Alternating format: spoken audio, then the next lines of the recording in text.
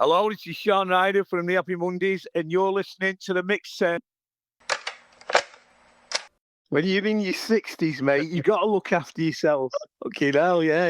And I honestly can't see myself eat out of me nut dancing on a dance floor at 64. It might feel all right, but it sure looked ridiculous. Our American label, Elektra, they wanted all new signings to Elektra to do tracks by bands from the 60s and 70s who was signed to Elektra. We don't do cover versions, so they gave us a C90, and I think the third track on it was John Conger's. So we did that, put a bass line on it. I stuck some warble down on it and called the cops and Twisting Melons. So we thought, oh, well, we won't give that to Elektra. We'll keep that for ourselves. We bought a tank and an armoured Jeep and a machine gun. The thing was, Beth thought we could keep it. Hello and welcome to today's mixtape. And today on the show, what an absolute pleasure it is to be chatting to Mr. Shaun Ryder. How are you, Shaun? I'm good, thanks. Thanks for having me.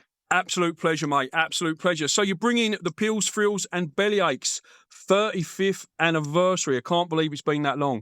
Kicking off at the Astor Theatre on the 2nd of September, my birthday, right here in Perth, heading off to Melbourne, Sydney, Adelaide, Brisbane, and then over to NZ. It's Destroy All Lines for tickets. Looking forward to getting back down to Australia, Shaun? Oh, yeah, love it. I mean, I think it's, about 18 months to was there last, so, yeah. I love Australia. The only thing that does me nothing is the 24-hour flight. But, there's always something to take for that, isn't there? That is a long flight. I can tell you, Shaun, to the day when it was you were in Perth, 25th of October 2023, the reason for that is I'm looking at the set list from that show in Fremantle, which is pinned to my wall in my office right now. Yeah, that was the date, October 2023. So, yeah, it's nearly be getting on for 3 years by the time you get here. So, yeah, really looking forward to the show, especially since it's my birthday as well. When you're on tour, Shaun, nowadays, obviously it was a bit wild back in the day. Do you look after yourself a bit more like now on tour with sleep and diet and stuff, or do you still like to run amok when you get out there? Dude, when you're in your 60s, mate, you got to look after yourself. Okay, hell, yeah, you got to, you can't. I mean, I might in my head sometimes still be 21, but no, and I honestly can't see myself eat out of me nut dancing on a dance floor at 64. It might feel all right, but it sure look ridiculous. So yeah, on my rider now he's like Arabo, Apple Tango, and a few beers. Pills, Thrills and Bellyaches, mate. 35th anniversary. Does it feel like that long? It just depends what day it is and how I wake up. Sometimes it feels 135 years. And sometimes it feels like, 35 days. Then the older you get, time goes even quicker. Really does. I mean, those 5 years you spent at secondary school felt like 25 years. And now 5 years just seems like 5 minutes. If you told 1990 Shaun Ryder you'd be touring this album 35 years later, what do you think he would have said? Well, I mean, we always planned. I mean, we never did. I never, and certainly Bez never wanted to leave this wonderful world we live in, going around playing music. And so probably think, well, will he still be alive? But yeah, I mean, I could have sort of seen myself still at it, but otherwise he might just tell me to fuck off. And on the album itself, Shaun, what's your favourite track on the album? Is there one that you feel was like maybe a little bit overlooked, like by people, a bit of a sort of undiscovered gem on the album? Oh, I don't think so. I mean, it's like, I just look at it as bodies of work, you know what I mean? It's like, I don't go off singles, it's just albums, a body of work, and how it fits together. So, I mean, what I've done over the years is sort of mess around with the lyrics a little bit more, and sort of change, especially on things like, I can't even remember the titles of them. The one, what's it called? Holiday. Yeah. I mean, because I wrote those songs so fast. I mean, when we got in the studio with Oakenfold in Capitol Studios in Los Angeles, I mean, okay, we went in there with about, I think, 2 tunes, and the rest, Okie threw up these beats, and as quick as they could, the bass line could be put to a beat and a match of guitar on something. I'd wrote the song, so if we got to put a track a day, then I wrote a song a day really quickly. So now I could after 35 years, I can sort of see where the lyrics should have gone. So when we play live, I will alter them a little bit.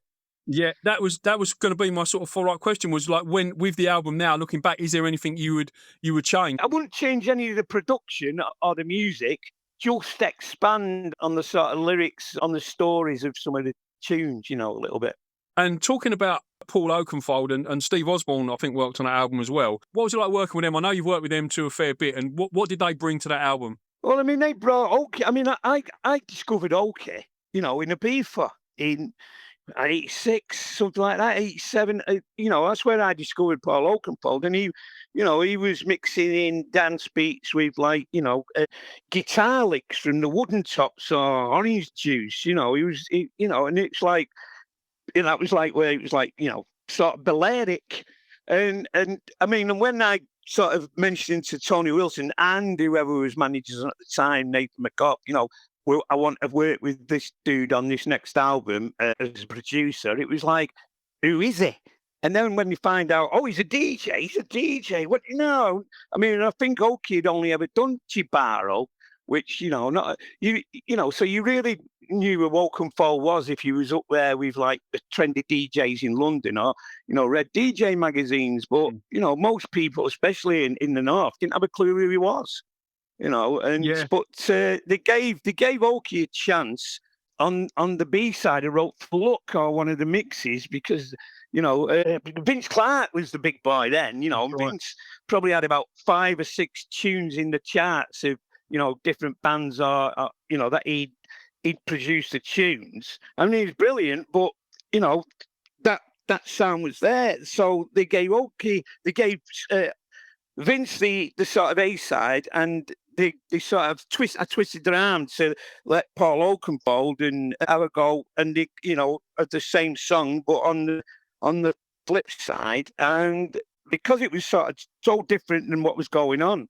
The guys on the DJs on the late night radio shows had turn over 12-inch and play Okie's version. So that really convinced the rest of them at Factory then to let him have a go at some more, and Hallelujah, I think. And then eventually the one that kicked us off, which was You Twisted My Mellow Man, John Conger's Carbon Cops. I forgot the name of the bloody song. Step on. Yeah. I mean, and that's the thing that we had when we went over to make Pills and Fills. I mean, that and I think 2 other tracks was all we had, So, because he'd already done that, and we decided we'd saved Step On for the album. And because originally our American label, Elektra, they got us to do that track because they wanted all new signings to Elektra to do tracks by bands from the 60s and 70s who was signed to Elektra. And it was like, well, we don't do cover versions. So they gave us a C90, and I think the 3rd track on it was John Conger's. So we did that, put a bass line on it. I stuck some warble down on it and called the cops and Twisted Melon, sent it to Okie. He sent it back within a few days. And so we thought, oh, well, we won't give that to Elektra. We'll keep that for ourselves. And then we gave him another John Conger's one. I remember I interviewed Clint Boone a long time ago, a couple of years ago now, and he was saying how the Carpets had loads of remixes and stuff they used to put out, and they said we used to pay like Paul Van Dyke like 50 quid to remix our songs, like for B-sides and alternate versions and stuff like that. Back in them days, like it was really easy to get, like, people who are now, likes of Paul Oakenfold and Paul Van Dyke, just absolute icons, but they were remixing songs for bands back in the 80s and 90s for 50 quid. It's unbelievable when you think about it. Well, yeah, he was probably getting paid less than that for doing, DJing wherever it was DJing, Just on you yourself, Shaun, you've lived sort of quite a full life with the Mondays and touring and all the other stuff that you've done. Is there anything on your bucket list, Shaun, that you still would like to do or achieve, either in music or outside music? No, I'll just carry on what I'm doing. I mean, I enjoy what I do now more than ever. All the hang-ups of youth and all that lot has gone.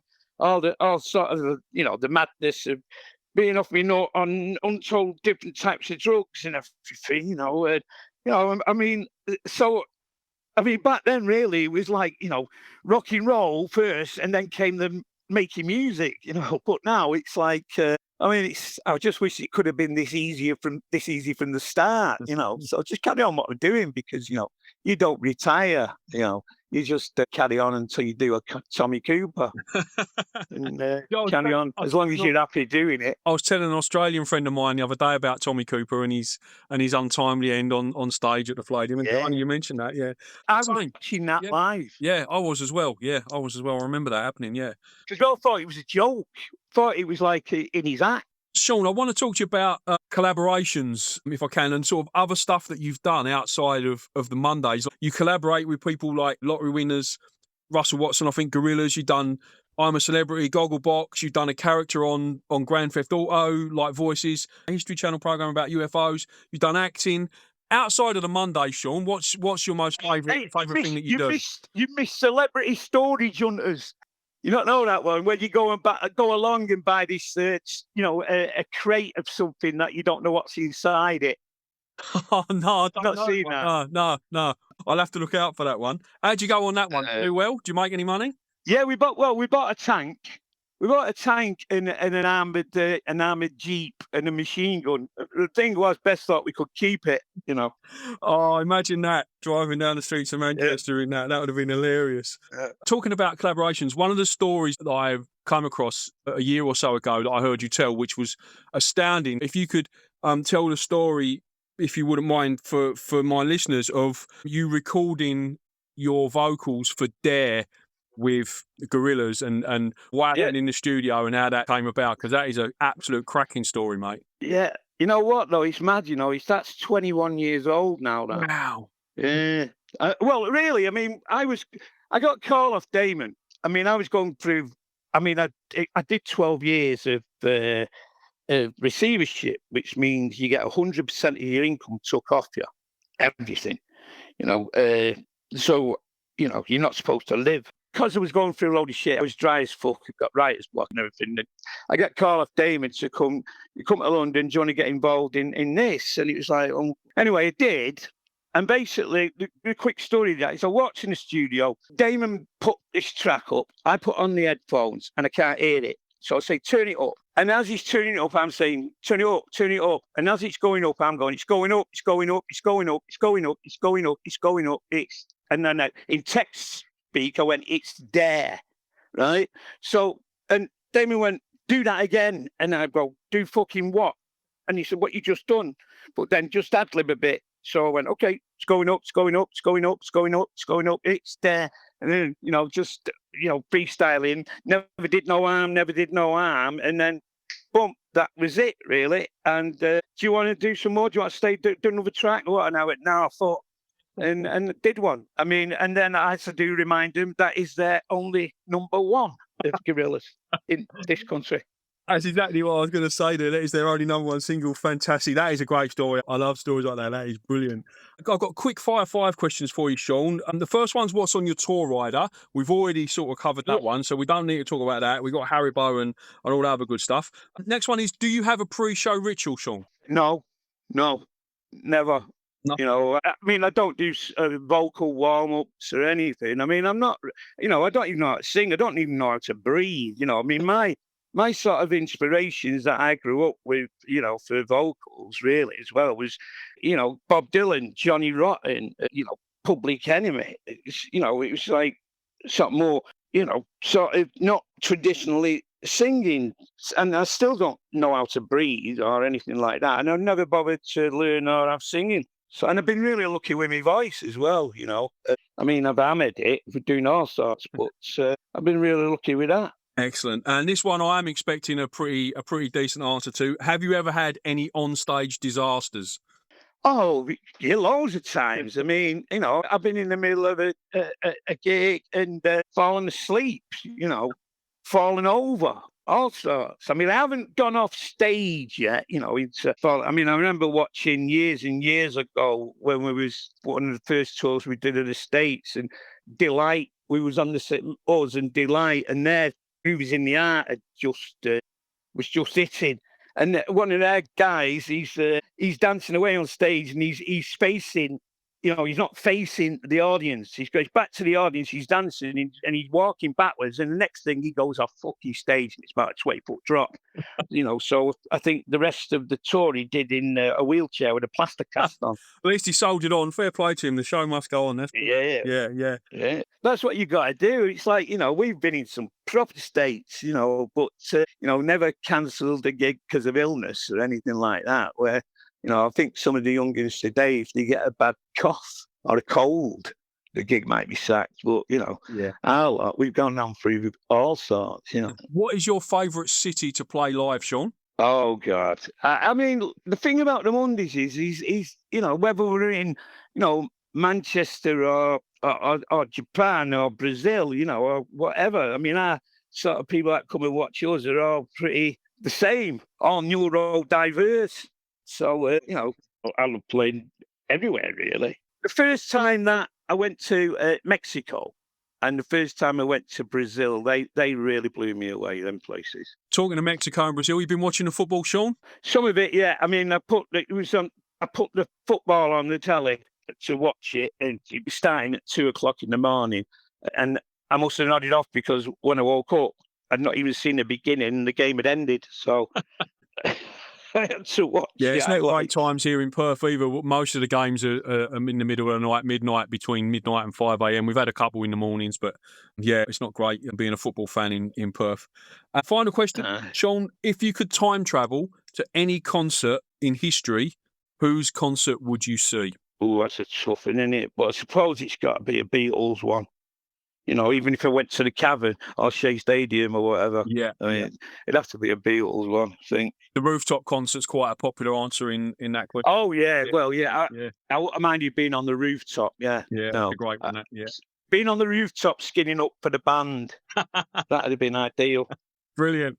I'm sure they had someone doing that as well. They must have had. It's the Beatles. Oh, yeah, probably. All right, Shaun, let's talk about some mixtape track choices in the time that we've got left. Right. What was the first song you learned to play or sing, Shaun? Well, the first song I think remembering singing was Leaving on a Jet Plane. I think I must have been about, 8 or something. I remember singing that in the school playground. But then there was all sorts of other ones, that we used to change the words to, so that all the songs became about tits and fannies. But off the top of my head now, I can't. There was bend it, double it, and send it. It's and it with 2 fingers being stuck up. But I do remember singing "Leaving on a Jet Plane" with me and my mate playing tennis rackets. Excellent. Something like that, anyway. What is one of your favourite songs for a road trip, mate? If you're going on a road trip, what do you like to listen to? Okay, so what about Sympathy for the Devil? Yeah, Sympathy for the Devil. Excellent. That'll do me for today. Love that one. Yeah, that's a great one. Have you ever met any of the Stones, Shaun? Oh, God, my first Rolling Stones concert I went to with Ronnie and Keith. Excellent. Love that. Because at the time, we'd just done the Black Grape album, hadn't we? The first Black Grape album. So Danny Sabre then. And we ended up back at, I think it was Ronnie's apartment. And we was playing them, the first Black Grape album. And then when it ended, they went, put it on again. And when it ended, put it on again. When it ended, they put it on again. And so Danny Sabre ended up working with them doing mixes. So that was me. And then I ended up going to a Stones gig with Ronnie. I can only imagine what a night out with you, Ronnie Wood, and Keith Richards would be like and end up like. That is really something to consider and ponder. I imagine that was absolutely one for the ages. Well, I can remember being in the apartment and playing the record, but that's it. That's all I can remember. What's your favourite duet or collaboration? All right. So for this one today, because you get me tomorrow and I'll come up with something different. Yeah. Sonny and Cher, I Got You, Babe. Out of all the people you've collaborated with, Shaun, who's been your favourite? Oh, blimey, I mean, the Lottery Winners was great, and Damon's brilliant, but I think, the people that I have collaborated, I mean, I get almost every day to do a collaboration with people, but I'm very, very picky. Why not? What's one of your favourite tracks from a live album, Shaun? Live album, I'm going to pick on this one, Ever Fallen in Love with Someone from the Buzzcocks in Australia in 1990. Excellent, excellent. You would have seen them growing up. Oh God, yeah, there was one. Yeah, I mean, I saw them at Bellevue in Manchester. You know, there was one that I think it was one of the first gigs I ever went to. You know, what a great early gig to go to. What would be your Monday morning mood boosting track, Shaun, to get you up and started for the week? I'll keep that close then. I'll go with Blue Monday, New Order. Love that. I interviewed Hooky about 6 months ago. He's in New Zealand at the moment, and he's coming to Australia next week. So I'm really looking forward to that. It's going to be a great show. Love Hooky. He was so good to interview. Great guy. Yeah, he's mellowed a lot in his older age. You see, he's great. Yeah, I watched this really good program on Sky Arts with Hooky, you know, and talking about Joy Division and New Order and everything. It was really, really good. Yeah, fantastic. He's got his son in the band now, hasn't he? So his son's in Peter Hook and the Light. Yeah, that's right. Yeah. Something like that. Yeah, his son's in the band. Yeah. And finally, for your mixtape, Shaun, what's your favourite track from an Australian band? All right, now this one, AC/DC Thunder. I know it's dead. That's sort of like, you know, dead obvious, but it's mega. Yeah. Never need an excuse to play AC/DC on the show. I had the absolute pleasure of seeing them live last year with my 13-year-old son in Perth, and it was one of the best live shows I've ever seen. Absolutely phenomenal. I think I first heard of him when they had this. I can't remember the name of the song, but on the front, on the 12-inch single cover, he had wires coming out of his hands. Should have been. Powerage is the name of that album. Is it? Yeah. Right. That came out in the 70s, didn't it? Yeah, it's a Bon Scott one. That. Yeah. So yeah, I think that was when I first heard of him. Shaun, it's been an absolute pleasure chatting to you, mate. Thank you so much for your time. Really, really appreciate it. Happy Mondays, Pills, Thrills and Bellyaches 35th anniversary tour coming to Perth, the Astor Theatre, on the 2nd of September, following on to Melbourne, Sydney, Adelaide, Brisbane and New Zealand. Destroy all lines for tickets. I looked earlier on and there are 10 tickets left for the Astor Theatre in Perth. So if you want to grab them quick. And they are the upstairs balcony tickets as well. Downstairs, that's completely sold out. Safe travels down under, Shaun. Can't wait to see you, mate. Thank you. Thanks for having us, fella. Thank you. No problem. Cheers, Shaun. See you soon, mate. Bye. Cheers, Pat. Have a good one. Thank you so much for listening to this week's mixtape. If you enjoyed this show, then please subscribe to the podcast, rate it 5 stars, or leave comment on whichever platform you are listening. And don't forget, you can check out over 175 archive episodes just by visiting the mixtapepodcast.com. There you'll also find social media links, YouTube channel, and the radio show, including the songs chosen by this week's guest. Thank you so much for listening. Until next time.